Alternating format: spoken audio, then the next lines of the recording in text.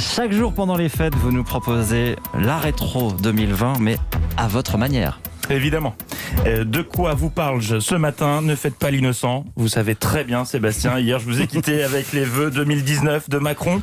Donc aujourd'hui, je sais que personne n'a envie de remuer ses souvenirs encore à vif, mais je suis là pour ça, pour mettre de l'alcool à 90 sur les plaies afin de mieux les soigner.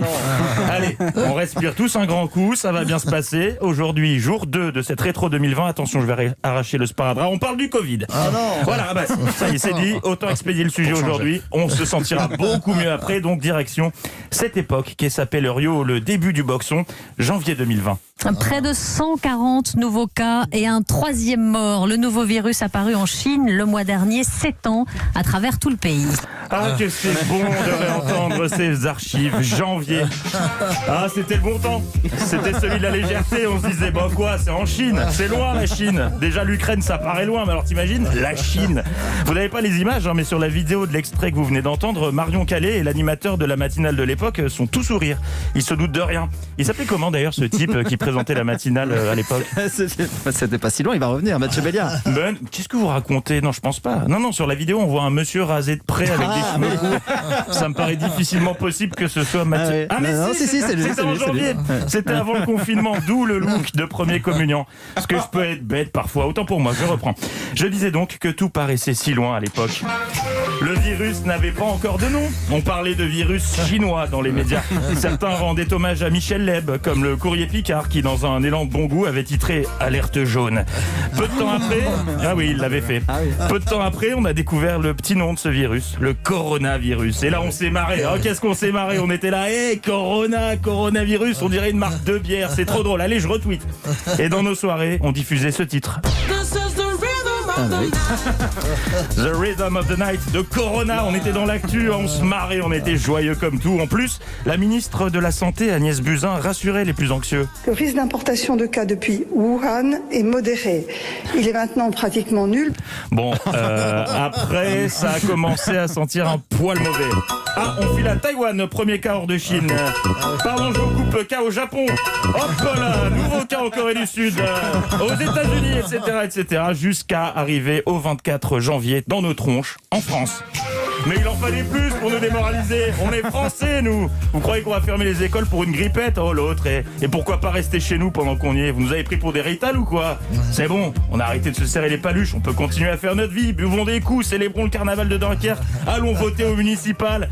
Et c'est ainsi que le 16 mars, au lendemain du premier tour, dès demain, midi, et pour 15 jours au moins, nos déplacements seront très fortement réduits. Nous sommes en guerre. Tiens, tout a changé ce matin, je n'y comprends rien, c'est la merde, la merde. Oui, j'ai un petit brin de voix. À l'époque, Emmanuel Macron, c'était sa première fois, il était tout timide, il n'osait pas prononcer le mot tabou de confinement. Il laissait ça à Édouard Philippe et Castaner.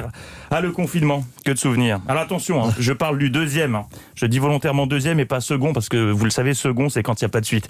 Non, je parle du premier confinement, le vrai, celui où on applaudissait le personnel soignant à 20h aux fenêtres, tout en profitant pour espionner les voisins. Celui où l'on expérimentait le pain au levain, certains se découvraient une passion soudaine pour le jogging.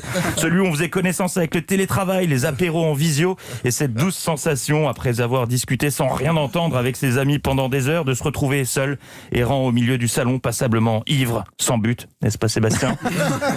Le premier confinement, c'était celui où la nature avait repris ses droits, vous vous souvenez? On entendait des oiseaux dans Paris, C'est vrai. des merles, des corbeaux, des mouettes, des moineaux, mais aussi des oiseaux de mauvais augure. Ceux qui sont aujourd'hui hospitalisés, ceux qu'on trouve dans les réanimations, désormais aujourd'hui, ce sont ceux qui, au début du confinement, ne l'ont pas respecté. C'est très simple, il y a une corrélation très simple. Ah, Didier l'Allemand, Dédé la déconne, comme j'aime à l'appeler. Hein. Ben quoi, il inspire la bonhomie, vous trouvez pas?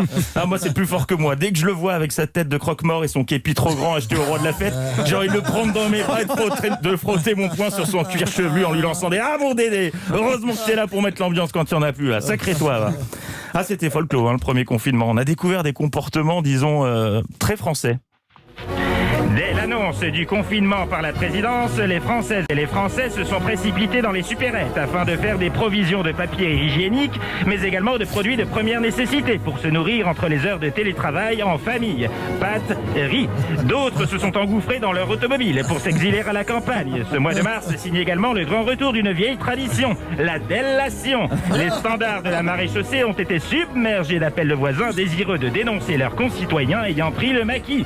Ah vraiment, parfois le 20h avait des airs d'actualité pâtée. Et puis cette histoire de course, franchement, ok, aller au supermarché était une des rares choses autorisées. J'étais moi-même personnellement devenu le Omar Sharif du confinement, hein. Les courses, c'était vraiment ma grande passion. Mais pourquoi faire autant de stocks? Je sais bien que Macron avait dit « nous sommes en guerre », mais c'était une image. Ah, on a entendu de ces témoignages dans les JT devant les supermarchés. Vous avez fait plus de courses que d'habitude ou pas? J'en sais rien, j'ai pris n'importe quoi. On n'était pas vraiment en guerre, hein. C'est pas le virus qui nous tuera, hein. C'est le premier degré, Sébastien, je vous le dis.